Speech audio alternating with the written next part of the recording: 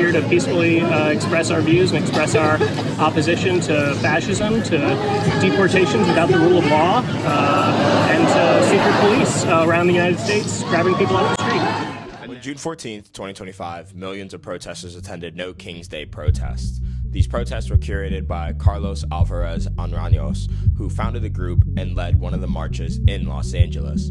The videos and accounts you will hear are not from the No King's Day protests, but from the Refuse Fascism organized protests, which went from Logan Circle in Washington, D.C. to Lafayette Square, taking us right to the front of the White House. So if you're ready to hear about this protest, turn up your device, grab some snacks, maybe grab a bev, and grab a notepad, or all three of these things, because we're going to take a deep dive into the Stop Fascism protests and what it was all about.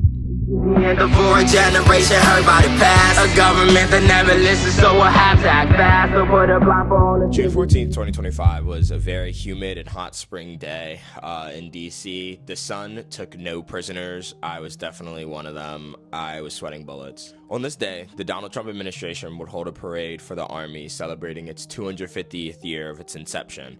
This parade for the Army would also fall on the same day as the 47th President Donald Trump's birthday. The fact that there would be a parade to use to show specifically the Army's history, but as well technological advancements coupled with its coinciding on the president's birthday, made many Americans uncomfortable. The No King's Day protest was planned to redirect not only the attention of Americans towards protesting the current policies and actions taken by the Trump administration, the short list being giving ICE to conduct raids in immigration courts and residential working places, the breaking down of diversity, equity, and inclusion programs, and taking away funding from colleges who aren't complying with the administration's wants. There'd be an estimated 1,500 to 2,000 protests that were participated in by Americans on June 14th, but in Washington, there were not any No Kings protests to be found in DC. This was the reason given by the No Kings organizers why there would be no protest in DC. On June 14th, we're showing up everywhere he isn't, to say no thrones, no crowns, no kings. We will make Action Everywhere Else the story of America that day. People coming together in communities across the country to reject strongman politics and corruption. So, with the absence of the No King's Day protest scheduled in DC for the Army's parade, the president's birthday, the group Refuse Fascism would step in. They would say, Trump's birthday military parade is not a mere trip. It's a leap forward, forging an army loyal not to the rule of law, to Trump personally. With all the racism, misogyny, and MAGA, America First fascism that it involves, it must be opposed. In the name of humanity, Trump must go now, said by Sunsara Taylor of Refuse Fascism. Refuse Fascism would take a stance against what they see as the beginning of patriarchal rule to be spearheaded by the US government, and this is something that they would not stand for. So, to go back in time to the 2016 Revolutionary Communist Party, also known as the RCP USA, the coalition being Refuse Fascism was formed by liberals, intellectuals, activists, artists, and leftists, and as well members of the RCP. As of February 3rd, 2025, the group would make a post with Bob Avakian being the writer.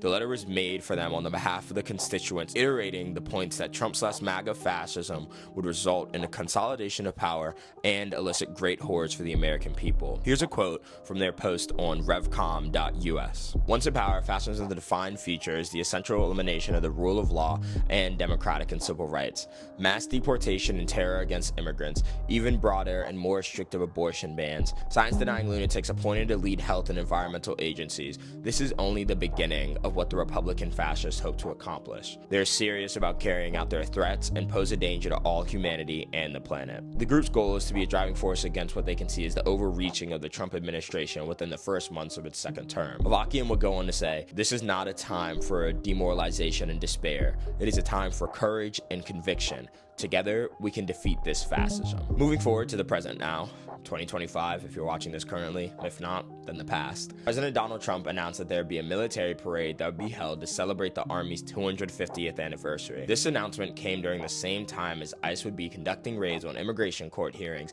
residential areas, schools, and workplaces to deport undocumented immigrants. Some of these Americans were very uncomfortable with these situations being back to back, which would result in the response to the No King's Day protests. Refuse Fascism had a daunting task before them to hold one of, if not the only organized protest in DC the day of the Army's 250th anniversary.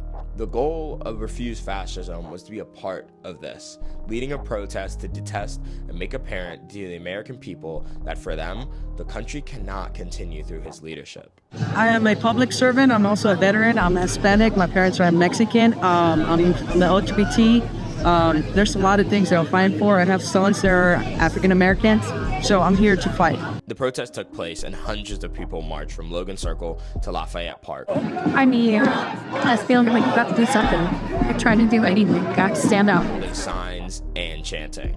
The protest took place on June 14th in Washington, D.C., and the Refuse Fascism organization has scheduled followed-up protests for the weekend of July 4th weekend. Whatever it is here, whether it's giving money, or whether it's posting on social media, whether it's giving you like out the streets and getting in front of what they feel is wrong. So, the protest met its goal, but now it seeks to broaden its more deeply posed to be a stronger voice of Americans who don't agree with the current administration's actions. Say we should be fighting for democracy. We should be standing together and not divide because of him. Let's fight the right way, peaceful. We'll take the House, we'll take the Senate, and we're going to have the Congress in 2026 and 2028. So, where do you all think this is going to go for America? What do you think about the current administration moving at an unprecedentedly fast pace that's made some American people agreeing or disagreeing about the actions our nation leaders have taken to better our country? So, yet again, what do you think, America? Is it time to lock in? Thank you guys for watching this video. Please make sure to like, comment, and subscribe. Hit that notification bell for when other videos drop. I'm Kid Icarus. Love you guys, and I'll see you all in the next one. Over and out. One generation heard about the past. A government that never listens, so we'll have to act fast. So put a blindfold on and give it to